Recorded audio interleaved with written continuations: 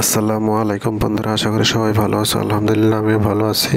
তাই বন্ধুরা, আমি অনেক দিন পরে না হইলো 2-3 বছর পরে আজকে একটা সুপার মার্কেটও যাইতেছি। তোমরা বলে বিশ্বাস যাইতে না যে আমি এত বছর পরে দোকানে যাইতেছি বা মলে যাইতেছি। হ্যাঁ, আমি কাপড় সবসময় এইগুলা নতুন নতুন কাপড় লাগবো 2 মাস 3 মাস 6 মাস পরে। আমার এরকম বদ অভ্যাস নাই। আমার কাপড় যতক্ষণ না ছিঁড়ে তারপরে গিয়ে সেটা যতক্ষণ এটা না ইউজ করার মতো নয় ততক্ষণ পর্যন্ত আমি ইউজ করি। আমার সহজে আমি কাপড় কিনি না। আমার এত ইন্টারেস্ট নাই যে শপিং টপিং করা লাগে হাজার টাকা পয়সা নষ্ট করুন, ঠিক আছে। তো আমার একটা এক্সারসাইজ গেঞ্জি আসলে গেঞ্জিটা নষ্ট হয়ে গেছে ছিঁড়ে ফিরে গেছে। তারপরে জিমও জয়েন করছি, একটা নতুন এক্সারসাইজ গেঞ্জি কিনতে একটা। তারপরে একজোড়া জুতা লাগে, স্যান্ডেল আসলে এগুলো খারাপ হয়ে গেছে তো একজোড়া স্যান্ডেল কিনবো। তো একটা মল আইতেছে আমি।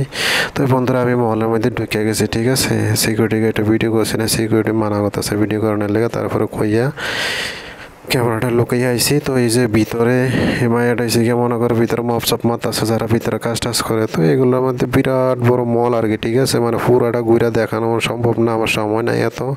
তো আমি আবার বিকালে কাজে যাইতে হবে, ঠিক আছে। তো আমি দুপুরে আইছি 12টা কি 12:30টার দিকে। এখানে অনেক কাপড় চোর আছে, ছেলে মেয়ে বাচ্চা বুড়া বয়স্ক মানুষের সবার জন্য কাপড় চোর আছে এখানে। অনেক বড় একটা মল, তোমরা দেখতে পাচ্ছ মানে ক্যামেরা কতটুকু পর্যন্ত কাভার করতেছে এরকম। তো আমি ওখানকার জুতা তো অনেক আছে, মানে জুতা যেন আছে এই জায়গাটার মধ্যে আয় বসে অনেক জুতা আছে। তো সামনে দেখতেছে যে জুতাটি আছে না সাদা, এই যে সাদা জুতাটি, এই জুতাটা নেমু। তো উপরে লেখা আছে 248 টাকা। তো জুতা আমি লই এলেছি বন্ধুরা। তারপরে এনো কিছু রুমাল টুমাল তোয়াইলা এরপরে টলি ব্যাগ স্যাগ যত কিছু আছে এভরিথিং ফাইভ। এই মলের মধ্যে আইলে এই জায়গাটা হয়েছে গিয়ে কুড়িগালি গেট হ্যাবল। ওই সাইডে আমার রুমের থেকে 5 কিলোমিটার দূরে আমি ওই জায়গার মধ্যে গেছি।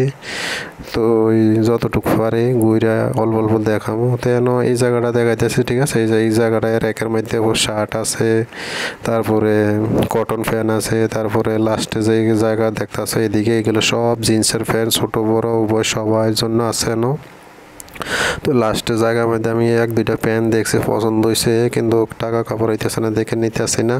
600-650 টাকার দাম। এই যে গেঞ্জিটা দেখতেছি এরকম একটা গেঞ্জি আমি আগে কিনছিলাম, না হইলো 2.5 থেকে 3 বছর গেঞ্জিটা ইউজ করছি। এক জোড়া মোজা লইলাম, এই জুতা লইলাম, জুতাটি 248 টাকা, মোজা দিয়েছে কি 100 টাকা। ওই যে এই গেঞ্জিটা দাম রাখছে 200 টাকা।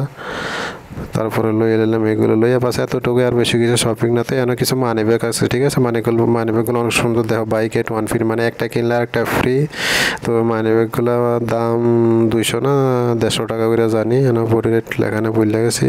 তো বন্ধুরা, আমি বিল টিল করে সেটা বাইরে ফেললাম। বাইরে পরিবেশটা দেখো কীরকম, এটা মলের বাইরে। তো এদিক দিয়ে আমি বাড়িয়া যাইতেছি গা। সামনে আমার এই যে স্কুটি পার্কিং আছে, তো পার্কিং আছে যাইতেছি। তো সামনে আমার স্কুটি পার্কিং করা আছে বন্ধুরা, ঠিক আছে। তো এদিকে যাইতেছি স্কুটির মধ্যে আর ডিকির মধ্যে কাউসটি রাখিয়া 2টা গেঞ্জি জুতা এগুলো রাখিয়া তারপরে যাবো রুমের দিকে সোজা। তো ভিডিও বন্ধুরা শেষ করতে সবাই ভালো থাকো। ভিডিও আমি এখানে শেষ করতে আছি, আবার পরবর্তী নেক্সট ভিডিও তোমাদের সাথে দেখা হবে। সবাই ভালো থাকো, আল্লাহ হাফেজ।